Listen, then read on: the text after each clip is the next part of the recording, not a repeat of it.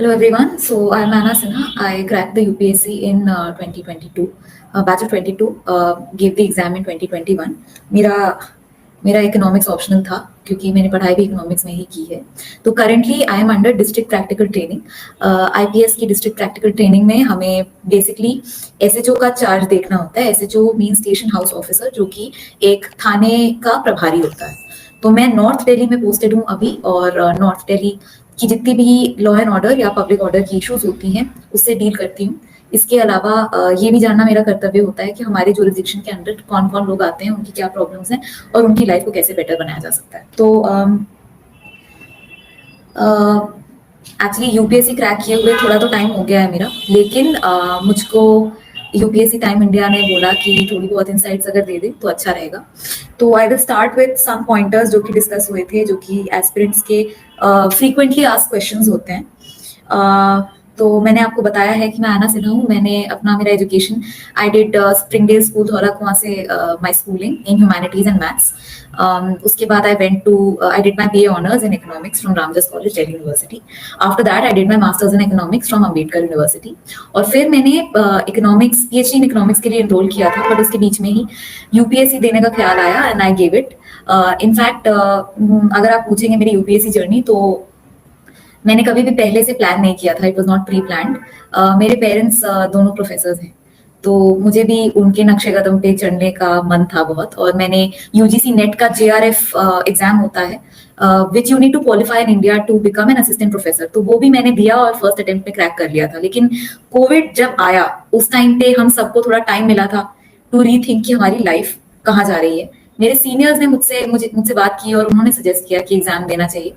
तो एग्जाम मैंने दिया और भगवान की दुआ से मुझे फर्स्ट अटेम्प्ट पे मैंने ये एग्जाम क्रैक कर लिया विद इकोनॉमिक्स ऑप्शनल.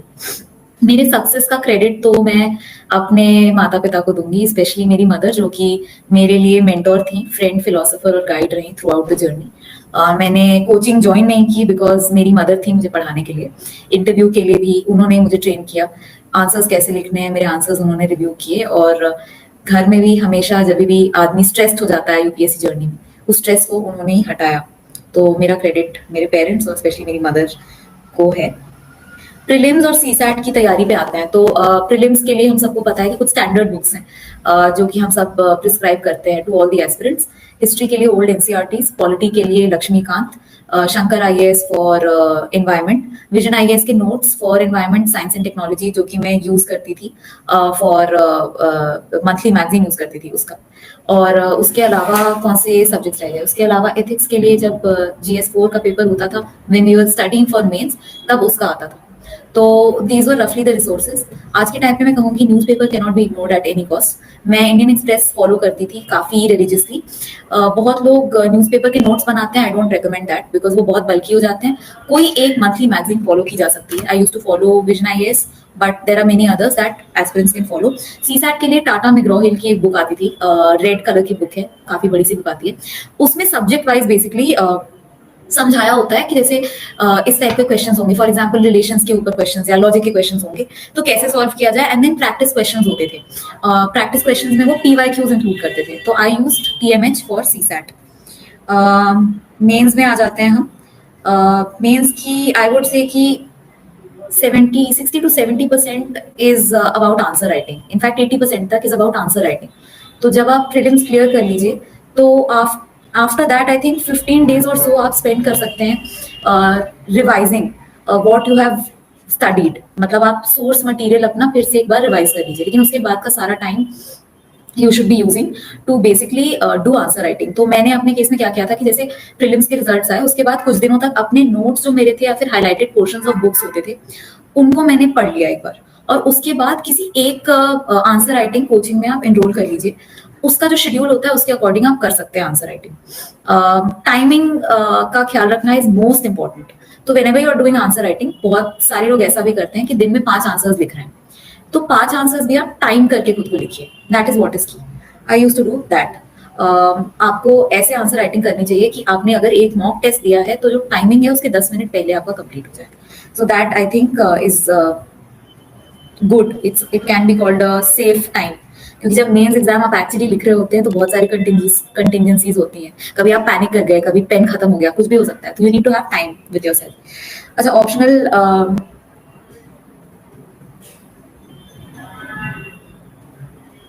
ऑप्शनल का सब्जेक्ट कैसे चूज करें? आई थिंक दो चीजें होती हैं ऑप्शनल का सब्जेक्ट चूज करने में, एक तो आपका इंटरेस्ट और नंबर टू आपकी आई कैन से कि योर एबिलिटी और एप्टीट्यूड इन द सब्जेक्ट। तो मेरे केस में मैंने इकोनॉमिक्स चूज किया क्योंकि मैंने अपना BA, MA and in fact PhD भी जो मैंने स्टार्ट की थी वो इकोनॉमिक्स में थी। तो I was very clear about the concepts, मुझे ऑलरेडी पता थी और इंटरेस्ट तो मुझे था ही उसमें शुरू से। तो मेरे केस में that was the same, but बहुत सारे लोग ऐसा होते हैं कि देखते हैं कि ये चीज स्कोरिंग है तो ये कर ले। स्कोरिंग की चीज में, स्कोरिंग के फेयर में मत पड़ी, वुड बी माई सजेशन।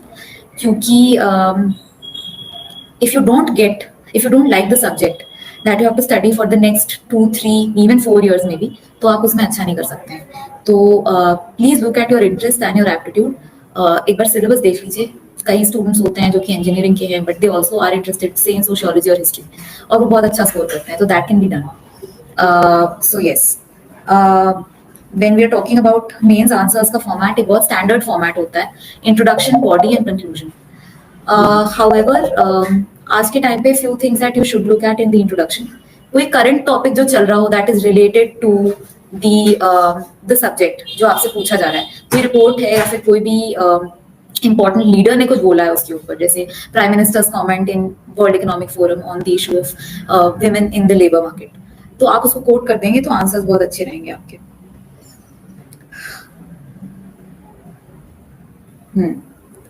अच्छा, कुछ क्वेश्चंस आ रहे हैं that are actually asking me कि UPSC is asking many application based questions like judgments of SC, तो इसको कैसे हैंडल करें? मैंने अपने केस में क्या किया था कि मैंने शॉर्ट नोट्स बनाए हुए थे on various SC judgements.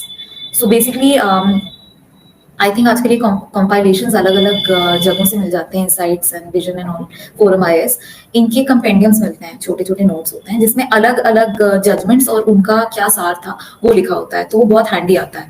I would recommend कि मेंस के पहले go through that list once.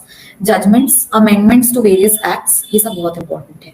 तो आजकल ये क्वेश्चन ज्यादा बढ़ रहे हैं, that's very true, and it will help अगर आप उस चीज को जाएं। अच्छा, बहुत सारी चीजें हैं जो कि मुझे बोली गई हैं बोलने के लिए। प्रीलिम्स में मुझे कुछ और ऐड करना है। प्रीलिम्स में वन वेरी इंपॉर्टेंट थिंग, एक तो सिलेबस।